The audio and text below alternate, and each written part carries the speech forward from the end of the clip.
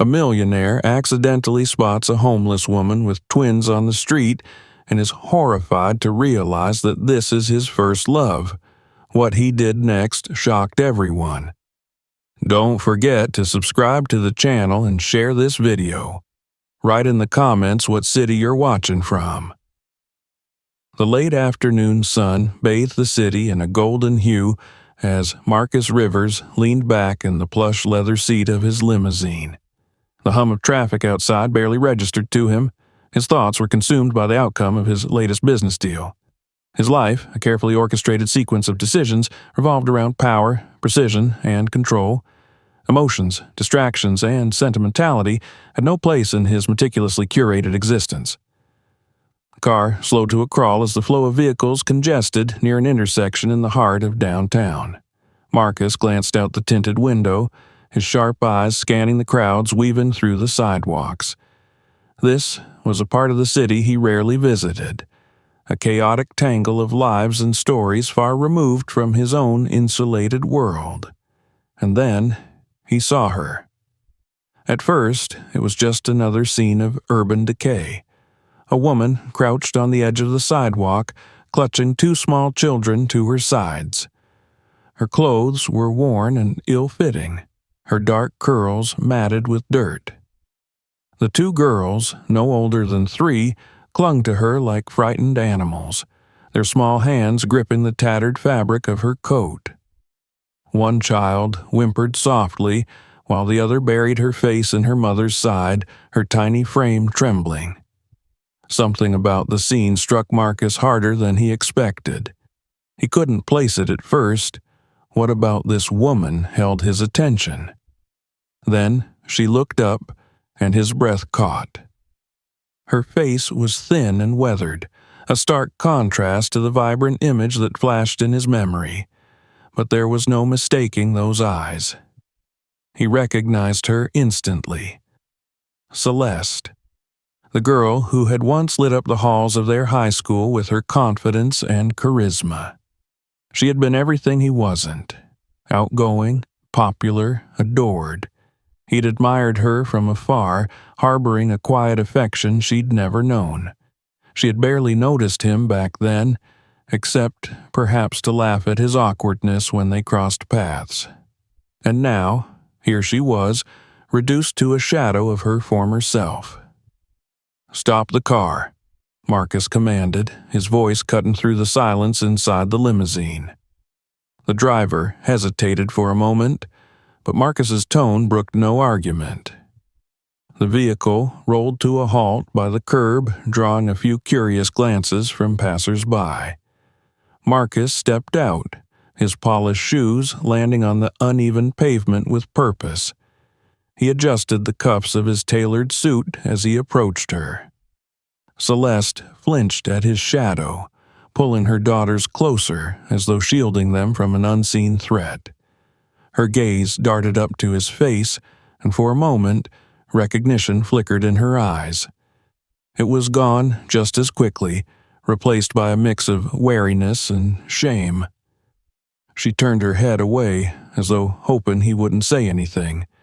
But Marcus was already speaking. "Celeste?" She didn't respond. The tension in her body made it clear she had no intention of engaging with him. Her shoulders were hunched, her arms wrapped protectively around the children. One of the girls peeked up at Marcus with wide, frightened eyes before burying her face in her mother's side again. "Celeste," Marcus repeated, his voice softer now, though no less firm. "It's me, Marcus Rivers." She let out a shaky breath, but she didn't look at him. Her voice, when it came, was barely above a whisper. "What do you want?" The question hit him harder than he expected. What did he want? He didn't have an answer. All he knew was that he couldn't walk away, not now, not after seeing her like this. "I want to help," he said simply. Her laugh was bitter, dry. "Help? Why would someone like you want to help someone like me?" Marcus felt a pang of guilt at her words. He couldn't blame her for thinking that way. After all, he had spent years building a reputation as a man who cared for little beyond his empire. Empathy and generosity were traits no one associated with Marcus Rivers, but this wasn't about his reputation. It wasn't about appearances or charity. It was about Celeste, the woman who had once seemed untouchable, invincible, the woman he had quietly admired, even as she ignored him. "It doesn't matter why," he said finally. "What matters is that you and your children don't have to stay here." Celeste finally looked up at him, her eyes narrowing with suspicion. "We don't need your pity." "This isn't pity," Marcus said firmly. "It's a chance. For you. For them." He gestured towards the girls, who were now staring up at him with wide, curious eyes. For a long moment, Celeste said nothing. Her gaze flickered between her daughters and Marcus, the internal struggle playing out on her face. Finally, she sighed, her shoulders slumping in defeat. "Fine," she said, "but only for them." Marcus nodded, sensing the weight of her words.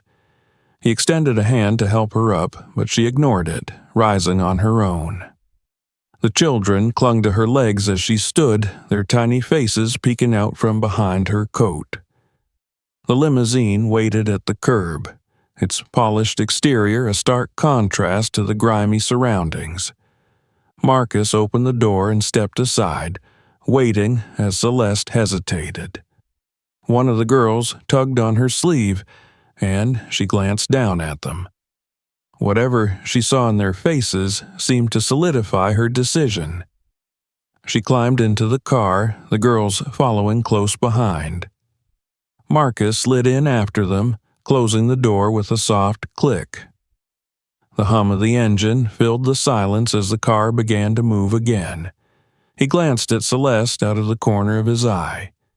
She sat stiffly, her hands clutching the edges of her coat as though bracing herself for judgment. But Marcus didn't speak. He knew better than to push her. For now, it was enough that she was here, that she had agreed to accept his help. The rest would come in time.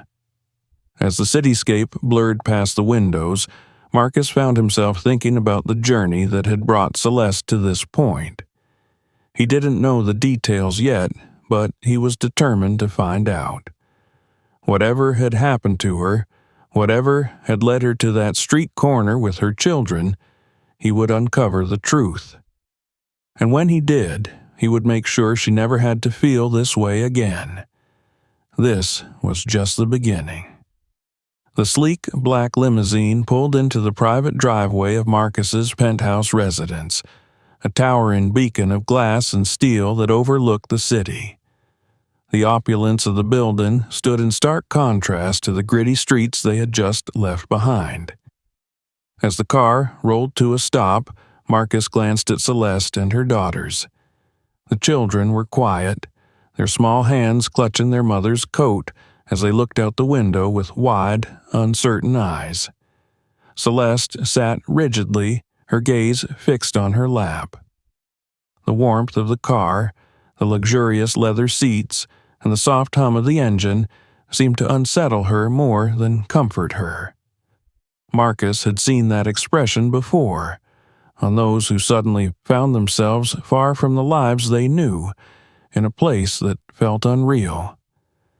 The driver opened the door and Marcus stepped out first, holding the door open for Celeste. She hesitated, casting a glance at her daughters before finally stepping out, her movements cautious and deliberate. The little girls followed, clutching her hands as their gazes darted around, taking in their surroundings.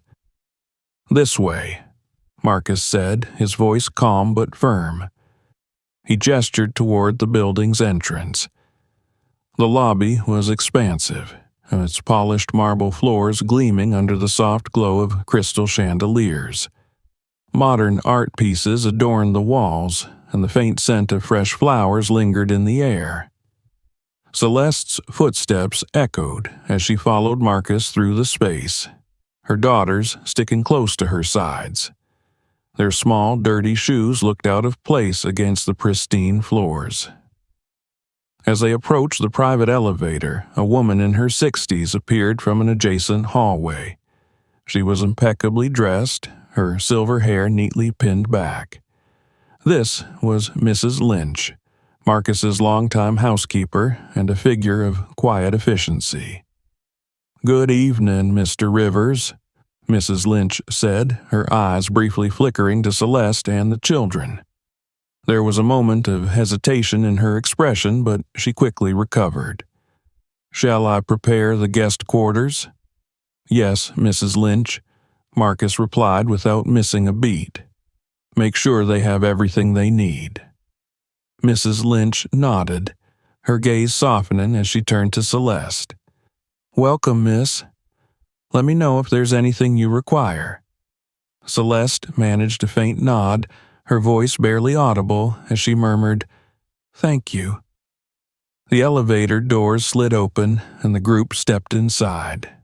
As they ascended to the penthouse, Marcus noticed the way Celeste held herself, tense, guarded, as though bracing for something to go wrong. Her daughters clung to her legs, their wide eyes staring at the mirrored walls of the elevator. When the doors opened, they stepped into the penthouse, a sprawling space that seemed to stretch endlessly. Floor-to-ceiling windows offered a breathtaking view of the city lights, while sleek, modern furnishings filled the open-concept living area. A grand piano stood in one corner, its polished surface reflecting the soft glow of the overhead lights. Celeste stood frozen in the entryway, her eyes darting around the room as though she couldn't quite process what she was seeing. Her daughters, however, were less reserved. The older of the two tugged at her mother's hand, pointing at the windows. "Mommy, look," she whispered, her voice filled with awe. Celeste glanced down at her, a faint, tired smile tugging at her lips. "It's beautiful," she murmured, though her voice carried more disbelief than admiration. Marcus stepped forward, breaking the silence. "You'll stay here," he said simply. "Mrs. Lynch will show you to your rooms." Before Celeste could respond, Mrs. Lynch appeared at her side. "If you'll follow me, miss," she said gently, motioning toward a hallway that led to the guest quarters. Celeste hesitated, casting a glance at Marcus as though searching for confirmation. He gave a slight nod, and she finally followed Mrs. Lynch down the hallway, her daughters trailing behind her. The guest quarters were just as luxurious as the rest of the penthouse. The suite included 2 bedrooms, a sitting area, and a private bathroom with marble finishes. Fresh linens adorned the beds, and a basket of toiletries sat on the bathroom counter. Mrs. Lynch knelt to the girls' level, her tone warm and reassuring. "Let's get you 2 cleaned up, shall we? A nice warm bath will feel good after your long day." The younger girl hid behind her mother's leg, her small fingers clutching the fabric of Celeste's coat. The older one, however, seemed to relax under Mrs. Lynch's kind demeanor. She looked up at her mother for approval, and after a moment, Celeste nodded. "Go ahead," she said softly. Mrs. Lynch led the girls to the bathroom, leaving Celeste standing alone in the sitting area. She glanced around the room, her arms folded tightly across her chest. The opulence of the space felt suffocating, a stark reminder of how far she had fallen. She sank into an armchair, her head in her hands as exhaustion and shame threatened to overwhelm her. Back in the main living area, Marcus stood by the windows, gazing out at the city. He could sense the weight of the moment, the tension that hung in the air. For years, he had prided himself on his ability to distance himself from others, to keep his emotions in check. But seeing Celeste like this, broken, vulnerable, and trying so desperately to protect her children, stirred something in him he hadn't felt in years. Mrs. Lynch returned a short while later, her expression thoughtful. "The girls are settled in, I've drawn them a bath, and they're already looking more comfortable." Marcus nodded. Thank you, Mrs. Lynch. She hesitated for a moment before speaking again. If I may, sir, this is quite unlike you. I'm aware, Marcus replied, his tone firm but not unkind. But it's necessary. Mrs. Lynch gave a small nod of understanding and excused herself. Marcus remained by the windows, his mind racing with questions. How had Celeste ended up like this? What had happened to the confident, radiant girl he had once admired? As the night wore on, the penthouse grew quiet. The girls had fallen asleep and Celeste retreated to her room, though Marcus doubted she was resting. He couldn't shake the image of her sitting on that sidewalk, clutching her daughters as though they were the only thing keeping her from falling apart. Tomorrow, he decided, he would get answers. Whatever had brought Celeste to this point, he would uncover the truth. And once he did, he would ensure that she and her children never had to face such desperation again. The early morning sun poured through the vast windows of the penthouse, casting a golden glow across the polished floors. The city below began to hum with life, but within the quiet confines of Marcus's home, a strange calm settled. Celeste sat stiffly at the kitchen island, her hands wrapped around a steaming mug of coffee. She was dressed in borrowed clothes, a simple sweater and loose pants provided by Mrs. Lynch. Though clean and rested for the first time in weeks, she still looked guarded, as though ready to flee at a moment's notice. Across the island, Marcus sipped his own coffee, his sharp gaze studying her in silence. The two had barely exchanged words since the night before. Celeste's daughters, Lila and Naya, were in the living room, engrossed in the stack of children's books that Mrs. Lynch had thoughtfully provided. Their giggles occasionally drifted into the kitchen, a rare and delicate sound. Marcus cleared his throat, breaking the silence. "You should eat something. There's plenty of food." Celeste shook her head, her fingers tightening around her mug. "I'm fine." He leaned back in his chair, unbothered by her resistance. "You're here now, Celeste. There's no need to pretend you're fine when you're not." Her lips pressed into a thin line, but she didn't respond. She stared into her coffee, her expression unreadable. Marcus waited, sensing that pushing too hard would only make her retreat further. After several minutes of silence, she finally spoke, her voice low and brittle. "You want to know how I ended up like this?" It wasn't a question, but Marcus nodded anyway. "I do." Celeste exhaled a shaky breath, setting her mug down on the counter. She stared out the window, her gaze unfocused as though looking back at a past she'd rather forget. "After high school, things were good for a while," she began. "I got into college, nothing fancy, just a state school, but I was proud of myself. I wanted to study communications, maybe go into public relations. I had big dreams." She paused, her hands trembling slightly as she clasped them together. "Then I met Rick. He was charming, confident, everything I thought I wanted at the time. He made me feel special, like I was the center of his world." Marcus's jaw tightened at the mention of another man, but he said nothing. He let her continue, her voice growing steadier as she recounted the story. "We started dating, and things moved fast, too fast. A few months later, I found out I was pregnant." Her lips twitched into a bitter smile. "I was terrified, but I thought Rick would stand by me. I told him, thinking we'd figure it out together." She shook her head, her eyes glassy with unshed tears. "He didn't take it well. Said he wasn't ready for that kind of responsibility, that I was ruining both of our futures. A week later, he disappeared, changed his number, moved out of his apartment. I haven't seen him since." Marcus felt a surge of anger flare within him, but he kept it tightly controlled. "He abandoned you. he said, his voice low. Celeste nodded. I tried to manage on my own. I worked 2 jobs while I was pregnant, barely scraping by. When the girls were born, I thought things would get easier. But it only got harder. Childcare was expensive, and no one wanted to hire a single mom who couldn't commit to long hours. Her voice faltered, and she rubbed her hands over her face as though trying to scrub away the weight of her memories. The bills started piling up. I missed rent payments, and then, one day, the landlord said I had to leave. I had nowhere to go. She fell silent, her shoulders slumping as though the admission had drained her of what little energy she had left. Marcus watched her, his expression unreadable as he processed everything she'd said. "And no one helped you?" he asked after a moment.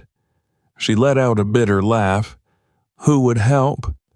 My parents live in another state, and they're barely getting by themselves. I tried reaching out to old friends, but most of them didn't even respond. The ones who did made excuses." Marcus leaned forward slightly, his tone softening. "And so you ended up on the street." "Yes," she said quietly. "We've been living in shelters when we can get a spot, or sleeping wherever we can find a little safety. I've done everything I can to protect my girls, but—" Her voice broke, and she covered her mouth with her hand, trying to hold back the tears. For a long moment, neither of them spoke. The weight of her story hung heavy in the air, a stark reminder of the fragility of circumstance. Marcus had spent his entire life ensuring that he was untouchable, insulated from the kind of hardships Celeste described, but her story, her struggle, felt all too real. "You did the best you could," he said finally. "No one could have expected more." She looked up at him, her eyes red-rimmed but defiant. It wasn't enough. They deserved better than this. Marcus's gaze flicked toward the living room where Lila and Naya were still engrossed in their books. "They're resilient," he said, "and they're lucky to have you." Her lips trembled, but she didn't respond. Instead, she turned her gaze back to the window, as though unwilling to let him see just how deeply his words had affected her. Marcus straightened in his chair, his decision made. "We'll fix this," he said simply. Celeste frowned, her brow furrowing. "What do you mean?" "I mean, you don't have to do this alone anymore," he said, his voice firm. "You and the girls will stay here as long as you need, and I'll make sure you have the resources to rebuild." Her expression darkened. "I don't need your charity, Marcus." "This isn't charity," he countered. "It's an opportunity. For you and for them." Celeste's shoulders sagged, the fight draining out of her. She looked down at her hands, her fingers tracing invisible patterns on the counter. "I don't know how to accept this," she admitted. "I've been on my own for so long. Depending on someone else feels wrong." "You're not dependent on me," Marcus said. "You're making a choice to give your daughters a better life. There's no shame in that." She didn't respond, but he could see the faintest glimmer of hope flickering in her eyes. It was a start, he thought. A fragile, tentative start. As the morning light continued to fill the penthouse, Marcus felt a strange sense of clarity. He had always believed that his success was measured by numbers, by power and influence. But for the first time, he wondered if his greatest achievement might be something far more personal. This was only the beginning. The days that followed Celeste's confession marked a subtle shift in the atmosphere of Marcus's penthouse. Where there had once been silence and detachment, life began to take root. Lila and Naya's laughter echoed through the halls, the sound cutting through the stillness and giving the space a warmth it had never known. Marcus, who had always preferred order and control, found himself adjusting to the chaos with surprising ease. Celeste, however, remained guarded. Though her daughters were beginning to thrive in their new environment, she struggled to find her footing. She avoided eye contact with Marcus, her movements cautious, as if afraid that one misstep might shatter the fragile peace they had found. On the third morning, Marcus stood by the windows in the living room, scrolling through emails on his phone. From his vantage point, he could see Mrs. Lynch helping Lila and Naya with breakfast in the dining room. The girls were giggling as Mrs. Lynch skillfully turned slices of toast into smiling faces with jam and fruit. Celeste emerged from the guest quarters, her hair tied back in a loose ponytail. She wore the same borrowed clothes as before, but they looked more comfortable on her now. She paused in the doorway, her gaze softening as she watched her daughters interact with Mrs. Lynch. "You're up early," Marcus said, breaking the silence. Celeste turned to him, startled. "I didn't realize you were there." He nodded toward the dining room. "They're settling in well." She followed his gaze, a faint smile tugging at the corners of her lips. "They're resilient. I'm grateful they've had a chance to feel safe." Marcus lowered his phone, his expression thoughtful. "Safety is just the beginning. They deserve stability too, and so do you." Celeste's smile faded, replaced by a wary look. "What do you mean?" "I've made some arrangements," he said, gesturing for her to sit on the nearby sofa. "If you're going to start rebuilding, you'll need support." Reluctantly, she sat, her posture stiff. "What kind of arrangements?" Marcus sat across from her, leaning forward slightly. "First, I've scheduled medical appointments for you and the girls. I want to make sure you're all healthy. Then, I've enrolled you in a professional development program. It's a 6-month course that will help you gain new skills and prepare for job opportunities."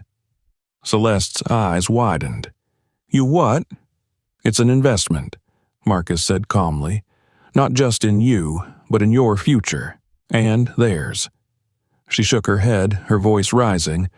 "Marcus, I didn't ask for this. I appreciate what you've done for us, but this is too much." "It's not too much," he countered. "It's what you need. You said you wanted to give your daughters a better life. This is how you start." Celeste stood abruptly, crossing her arms. "You don't understand. I've spent years trying to make it on my own.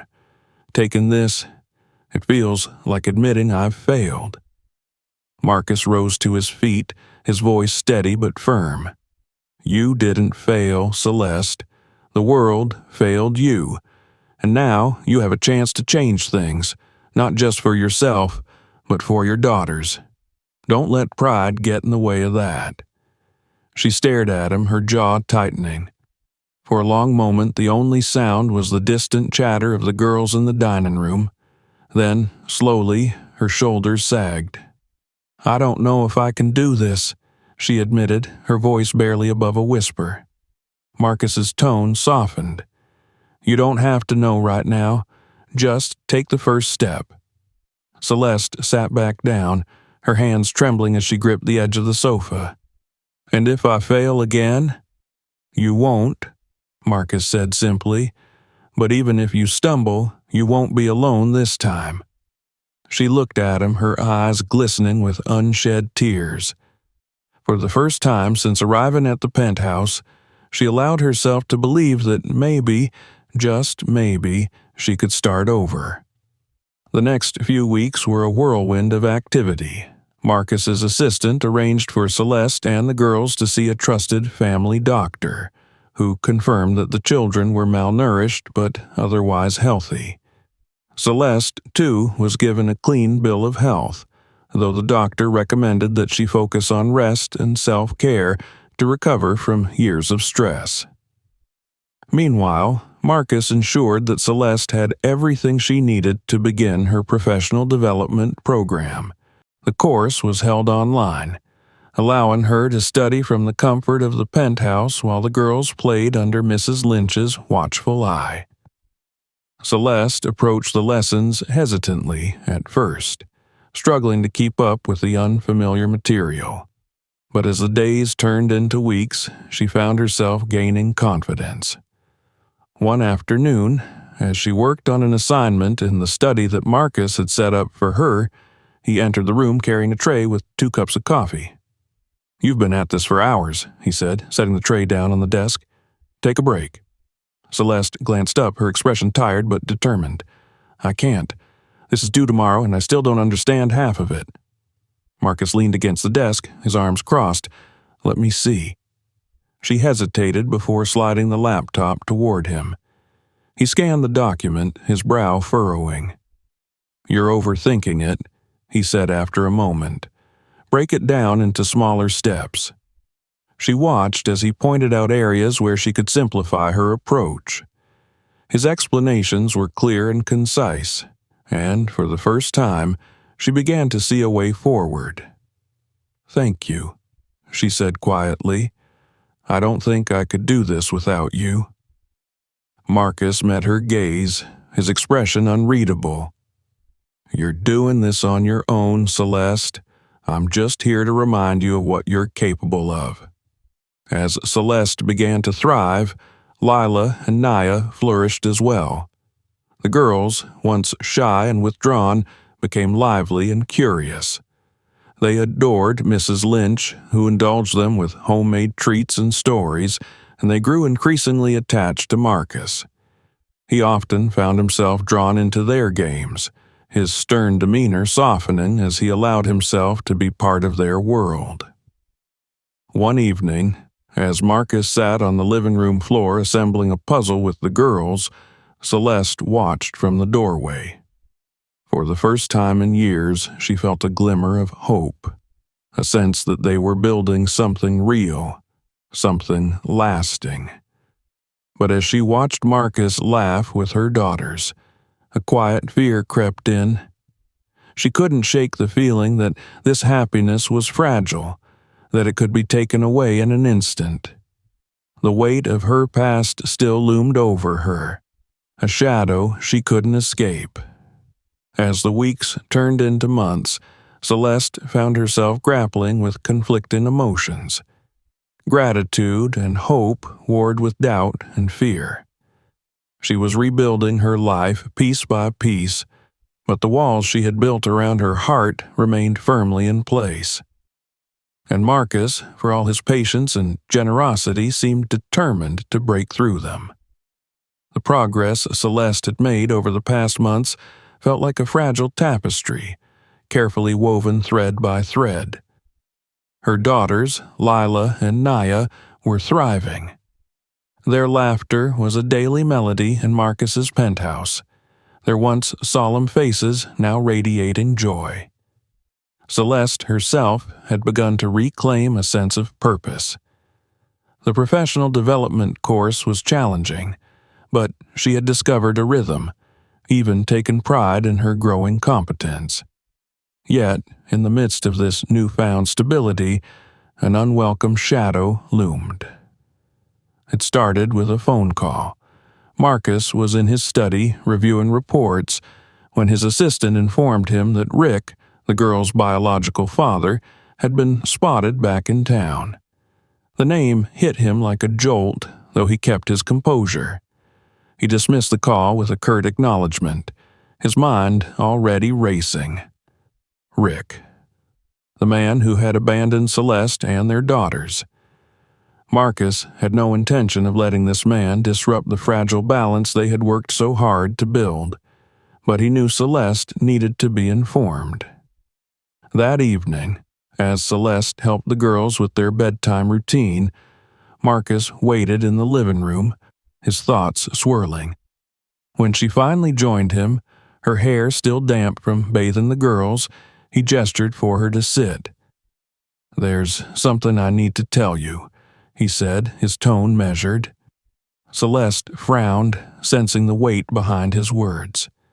"What is it?" Marcus took a deep breath. "Rick is back in the city."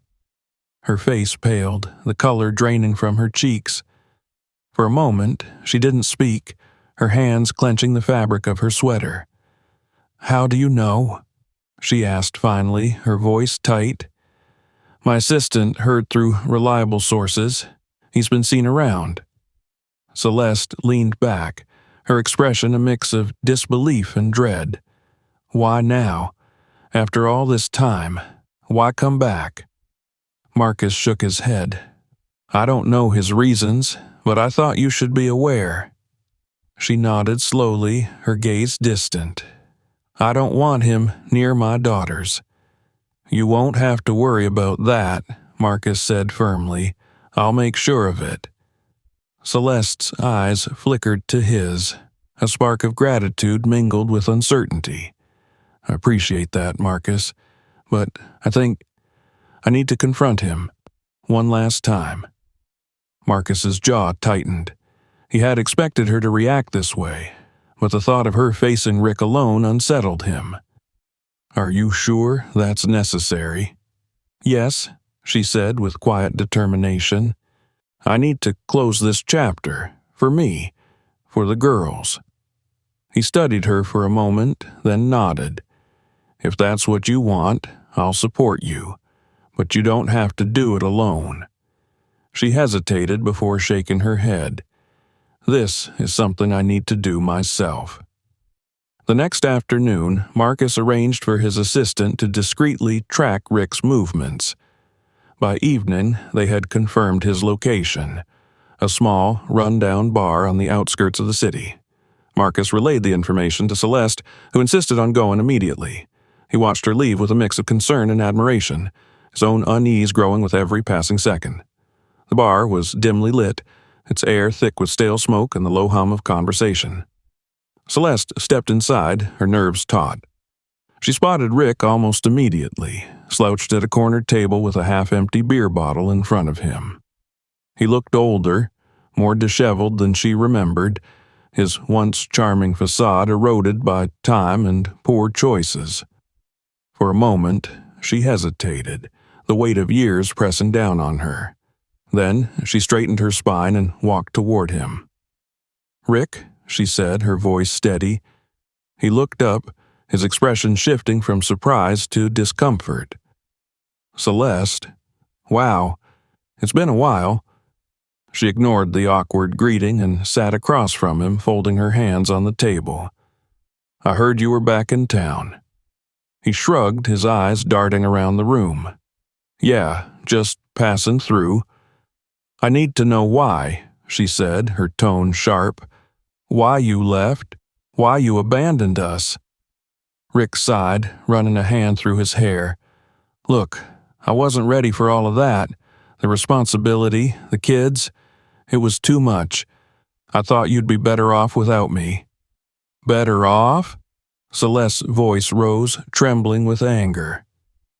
"Do you know what I've been through? What your daughters have been through?" He flinched but said nothing, his gaze fixed on the table. "They deserved better," she continued, her voice breaking. "They deserved a father who cared enough to stay." Rick took a sip of his beer, his shoulders slumping. "I can't change the past, Celeste." "No," she said, her tone icy. "But you can face the consequences of your choices. And I'm here to tell you that you don't get to walk back into their lives whenever it's convenient for you." He looked up then, his eyes meeting hers. There was a flicker of guilt, but it was fleeting. "I wasn't planning on it." "Good," Celeste said, standing, "because they don't need you. They have someone who's more of a father to them than you ever were." Rick opened his mouth to respond, but thought better of it. He looked away, his silence speaking volumes. Celeste turned and walked out of the bar, her heart pounding. The encounter had been draining, but it also felt liberating. She had faced the man who had caused her so much pain, and she had taken back the power he once held over her.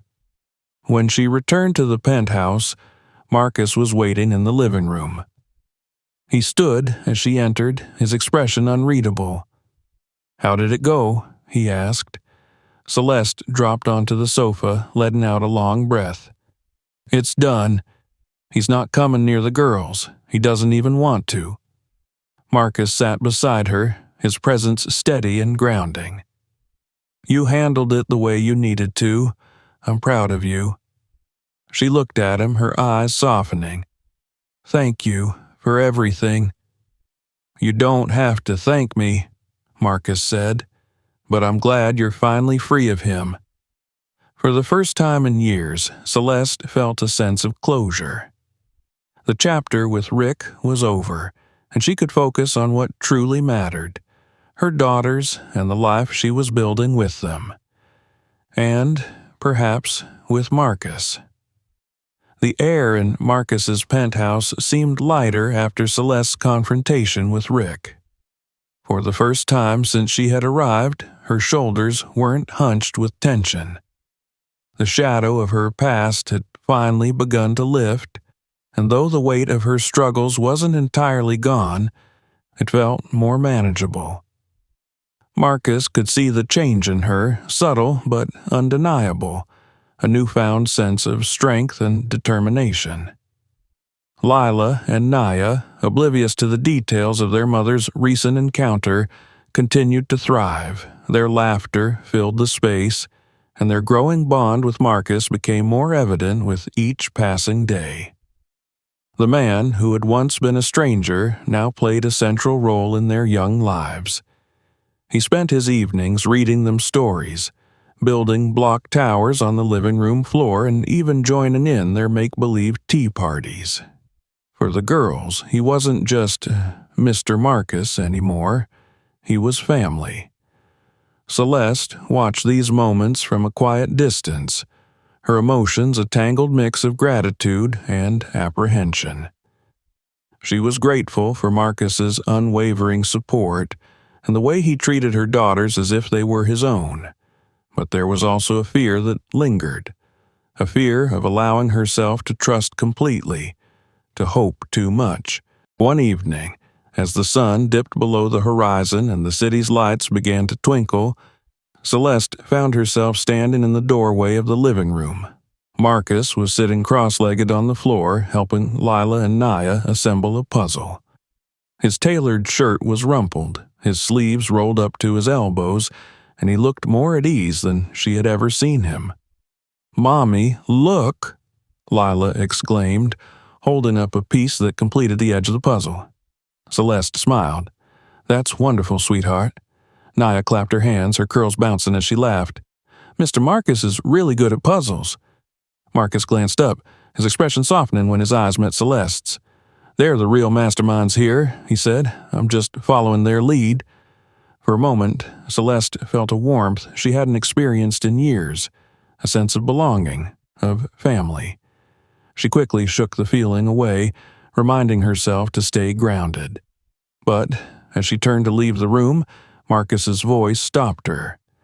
"Celeste, join us." She hesitated, her fingers tightening on the doorframe. "I don't want to interrupt." "You're not interrupting," he said, gesturing to the space beside him. "Come on." Lila and Naya chimed in, their voices full of excitement. "Please, Mommy." With a sigh and a small smile, Celeste stepped into the room and sat down on the floor. The girls immediately handed her puzzle pieces, chattering about their progress. Marcus watched her quietly, a hint of a smile playing on his lips. She seemed relaxed, her usual wariness momentarily replaced by something softer. As the days turned into weeks, the connection between Marcus and Celeste deepened in ways neither of them fully acknowledged. Their interactions became easier, more natural. Marcus often found himself lingering in her company, drawn to her quiet resilience and the warmth she exuded when she was with her daughters. Celeste, in turn, began to see a side of Marcus she hadn't known existed, a man who was not just driven and calculated, but also kind and deeply caring. One morning, Marcus suggested she accompany him to a meeting at one of his company's offices. "You've been doing great with your course," he said. "This will be a good opportunity for you to see how things operate in the real world." Celeste hesitated. "I don't know if I'm ready for that." "You're more ready than you think," he assured her. "It's just an observation. No pressure." With some convincing, she agreed. Mrs. Lynch happily offered to watch the girls for the day, and Celeste dressed in a modest but professional outfit Marcus had helped her pick out. As they arrived at the sleek office building, she couldn't help but feel a mix of nerves and excitement. The meeting was a whirlwind of activity. Executives discussed strategies and figures with a confidence that left Celeste in awe. Marcus introduced her as an observer, and though she stayed quiet, she absorbed every detail, making mental notes about the dynamics and decision-making processes. At one point, Marcus asked her opinion on a logistics issue. She froze, startled by the sudden attention, but then gathered her thoughts and offered a suggestion based on her coursework. To her surprise, the room responded positively. "That's a very clear perspective," one of the executives said, nodding in approval. After the meeting, Marcus turned to her with a rare smile. "You impressed them." Celeste flushed. "I was just repeating what I've learned." "Exactly," he said, "and you applied it perfectly." Back at the penthouse that evening, Marcus found Celeste in the kitchen making tea. He leaned against the counter, watching her with a thoughtful expression. "You know," he said, "you're capable of more than you give yourself credit for." She glanced at him, her brow furrowing. "I'm still figuring things out." "And you're doing a damn good job of it," he replied. "But you don't have to do it alone." His words lingered in the air, heavy with meaning. Celeste looked away, her grip tightening on the mug in her hands. She wanted to believe him, to trust in the stability he offered. But trusting someone so deeply felt like walking a tightrope without a safety net. "I don't know if I'm ready for that," she admitted quietly. Marcus stepped closer, his voice soft. "You don't have to be ready all at once. Just take it one step at a time." Their bond continued to grow, shaped by quiet moments and shared experiences. Marcus made it a point to involve Celeste in more of his world, encouraging her to see herself not as a charity case but as an equal. She began to feel a sense of belonging, though her guarded heart still held her back. One afternoon, while the girls played in the garden, Marcus approached Celeste with a proposal. He held a folder in his hands, his expression serious but encouraging. "I have something for you," he said, handing her the folder. She opened it and found documents detailing a potential role within his company, a project assistant position with flexible hours and training opportunities. Her initial reaction was disbelief. "You're offering me a job?" she asked, her voice tinged with hesitation. "I'm offering you a chance," Marcus said. "You've shown you're capable, and I think this is the next step for you." Celeste stared at the papers, her emotions swirling. She felt a deep gratitude for his belief in her, but also a lingering doubt about her own abilities. "I don't know if I can do this," she said. "You can," he said firmly, "and I'll be there to support you." After a moment of silence, she looked up at him and nodded. "Okay, I'll do it."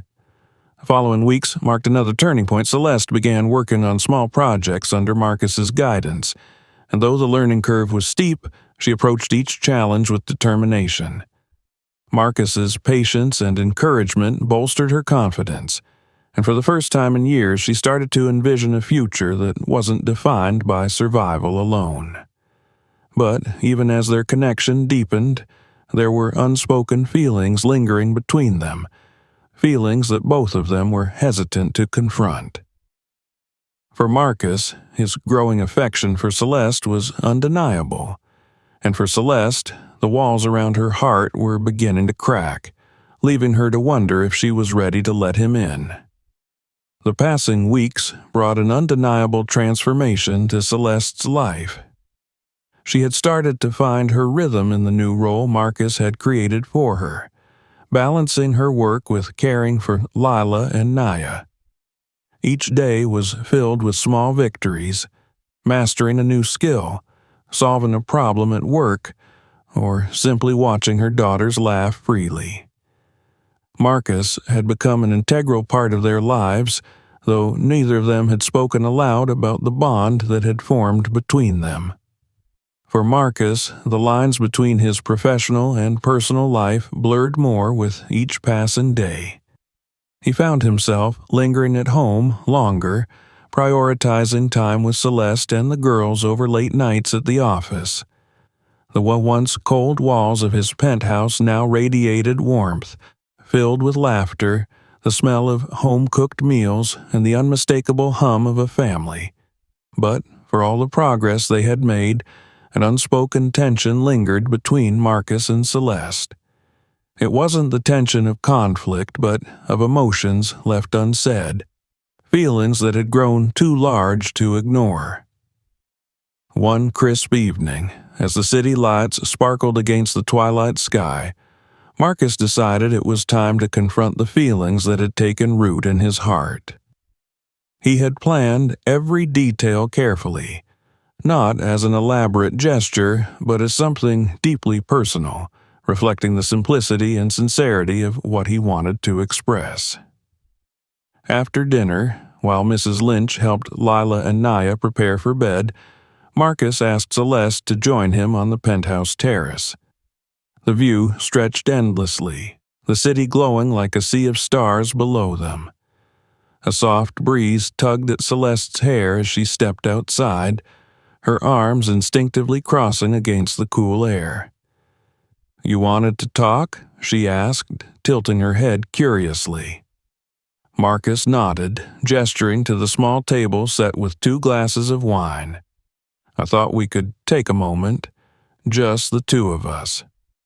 She hesitated but took the seat he offered, her hands clasping the stem of the glass he placed in front of her. For a moment, neither of them spoke, the silence between them comfortable yet charged with anticipation. Finally, Marcus broke the quiet. "Do you remember the day I found you and the girls on that street corner?" Celeste looked down, her fingers tracing the rim of her glass. "Of course I do. I don't think I'll ever forget it." "I won't either," Marcus said softly, "not because of what I saw, but because of what it led to. That day changed everything for me." She looked up at him, her expression wary yet curious. "Marcus?" He held up a hand, his lips curving into a faint smile. "Let me finish." Taking a deep breath, he leaned forward, his eyes locking onto hers. "You and the girls brought something into my life that I didn't even realize was missing. I've spent years focused on my work, building an empire, thinking that success was all I needed. But the truth is, none of it matters without someone to share it with." Celeste's breath hitched, her eyes widening slightly. She opened her mouth to respond, but Marcus continued. "You've shown me what it means to care about something bigger than myself. Watching you rebuild your life, seeing the strength and love you give your daughters, it's inspired me in ways I can't even put into words. And being part of that, being part of your life, has made me realize what I truly want." He reached into his pocket, pulling out a small velvet box. Celeste's hand flew to her mouth as he opened it, revealing a delicate ring with a simple yet elegant design. "I want to spend the rest of my life with you and the girls," he said, his voice steady and filled with conviction. "I want to be the one you can lean on, the one who stands beside you in everything. Celeste, will you marry me?" For a moment, the world seemed to stand still. Celeste stared at him, her eyes shimmering with unshed tears. Her mind raced with memories of the past months, the way Marcus had been there for her at her lowest, the way he had cared for her daughters as if they were his own, the way he had quietly but profoundly transformed her life. Her voice broke and she took a shaky breath. Marcus, I don't even know what to say. Say yes, he said gently. That's all I want to hear. A tear slipped down her cheek. She let out a soft laugh. Yes, she whispered, then louder with more certainty. Yes, Marcus, I'll marry you. A rare, genuine smile spread across his face as he slipped the ring onto her finger. He stood, pulling her into an embrace that felt like the culmination of everything they had fought for. Celeste clung to him, her heart racing with a mixture of disbelief and joy. When they finally pulled apart, Marcus brushed a tear from her cheek, his touch tender. You won't regret this, he said. She shook her head, a smile breaking through her tears. I already know I won't. The rest of the evening passed in a blur of quiet celebration. When Lila and Naya woke the next morning, Celeste showed them the ring, explaining that Marcus had asked her to marry him. The girls squealed with excitement, already dreaming about dresses and flowers and the prospect of officially calling Marcus Daddy. The days that followed were filled with planning and anticipation. Celeste wanted the wedding to be simple, something that reflected the journey they had been on together. Marcus agreed, prioritizing meaning over extravagance. Lila and Naya took their roles as flower girls very seriously, helping to pick out decorations and practicing their walk down the imaginary aisle. For Celeste, the idea of a future with Marcus felt both surreal and grounding. She had spent so long fighting to survive that the thought of building a life filled with love and stability was almost overwhelming. But as she stood beside Marcus, her daughters by her side, she realized that the walls she had built around her heart were finally coming down. She was ready. The day of the wedding dawned clear and bright, the sunlight streaming through the windows of the penthouse as if nature itself celebrated the occasion. Celeste stood in front of a full-length mirror in one of the guest bedrooms, dressed in a simple yet elegant white gown. The fabric flowed around her like water, hugging her figure gently before cascading to the floor. Mrs. Lynch adjusted the veil over her hair, her hands deft and precise. You look stunning, Miss Celeste, Mrs. Lynch said, with a rare warmth in her tone. Celeste smiled at her reflection, though her heart raced with a mix of nerves and excitement. She could hear Lila and Naya giggling from the adjoining room, where they were being helped into their flower girl dresses. Their energy was infectious, and despite the butterflies in her stomach, Celeste felt a deep sense of calm settle over her. The ceremony was to be held on the rooftop terrace of Marcus's building, a space transformed into a haven of white flowers and twinkling lights. Marcus had insisted on keeping the event small and intimate, inviting only those who had become part of their new family. The guest list included a few of Marcus's closest colleagues, Mrs. Lynch and the officiant. Lila and Naya burst into the room dressed in matching pale pink dresses with floral crowns perched atop their curls. They ran to Celeste, their faces glowing with excitement. "Mommy, you look like a princess," Lila exclaimed, her eyes wide with admiration. "You're so beautiful," Naya added softly, reaching out to touch the hem of her dress. Celeste knelt to their level, pulling them both into a hug. "And you two look like the most perfect flower girls I've ever seen." They giggled, wrapping their small arms around her. For a moment, Celeste closed her eyes, overwhelmed by the sheer joy of the moment. It felt surreal to be standing here, on the brink of a future she had never thought possible. Marcus stood on the rooftop, his hands clasped behind his back as he gazed out over the city. He was dressed in a tailored black suit, his usual air of authority softened by the quiet emotion visible in his eyes. The past months had changed him in ways he hadn't anticipated. The man who had once been defined by his work and wealth now found his purpose in something far more profound. The sound of soft music brought his attention back to the terrace. He turned, his breath catching as he saw Celeste step into view. She was radiant, her beauty understated yet breathtaking. Lila and Naya walked ahead of her, carefully scattering petals along the aisle as they grinned at Marcus. His heart swelled as he watched them. The girls had become as much a part of his life as Celeste, and seeing them so happy, so full of life, filled him with a quiet pride. Celeste reached the end of the aisle, her eyes locked on Marcus's. For a moment, the world seemed to fade away, leaving only the two of them. Marcus stepped forward, taking her hands in his. Her fingers trembled slightly, but when she met his gaze, her expression was steady. The officiant began the ceremony, his words a blend of tradition and personal sentiment. Celeste and Marcus exchanged vows, their voices clear and filled with emotion.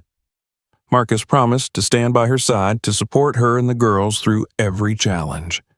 Celeste vowed to trust him, to let him be the partner she had never allowed herself to dream of.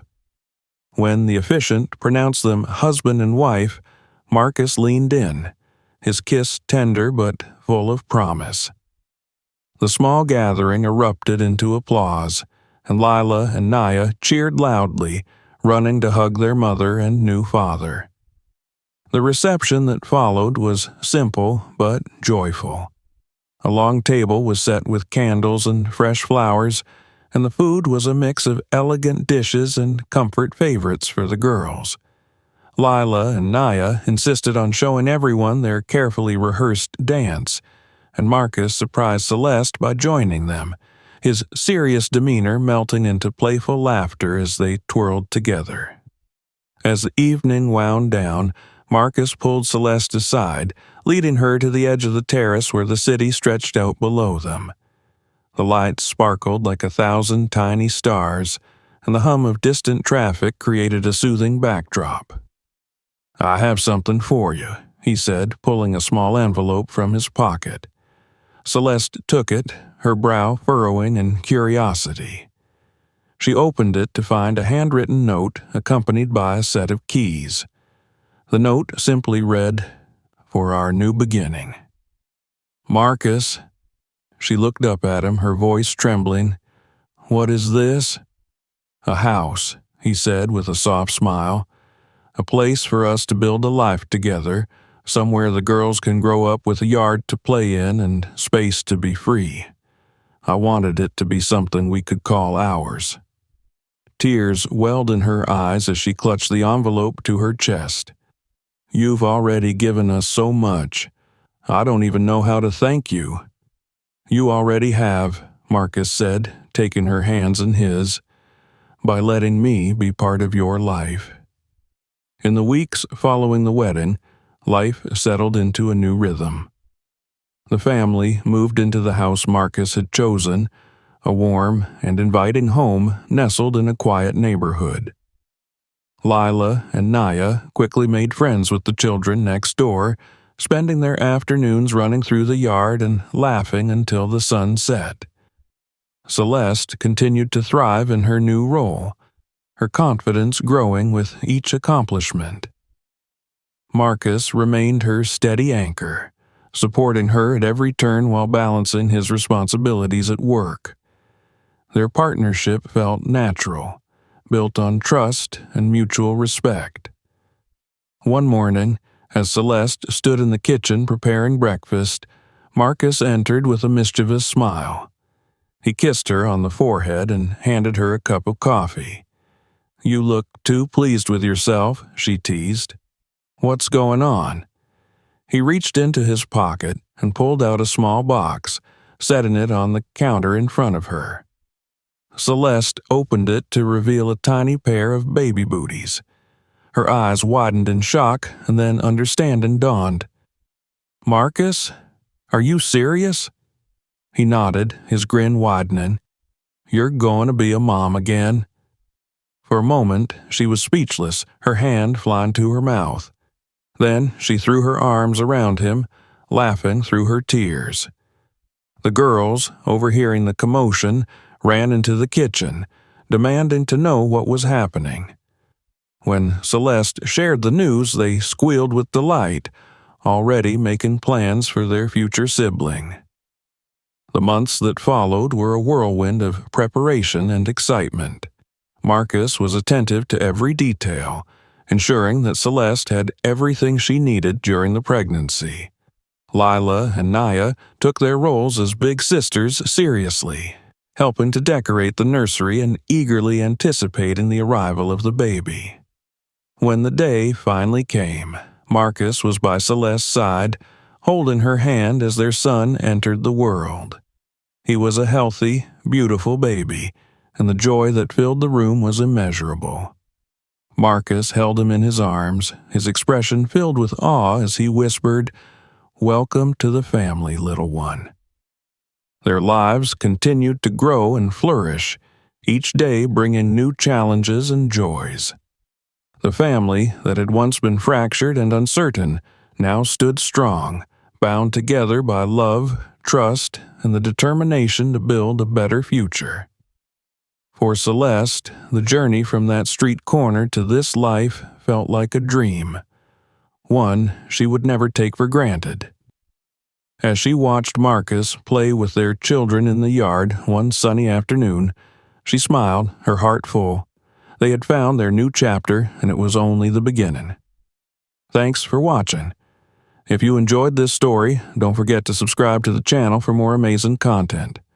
Feel free to share this video with your friends and family, and let us know your thoughts in the comments below. Check out our other videos for more inspiring and heartwarming stories. See you in the next one.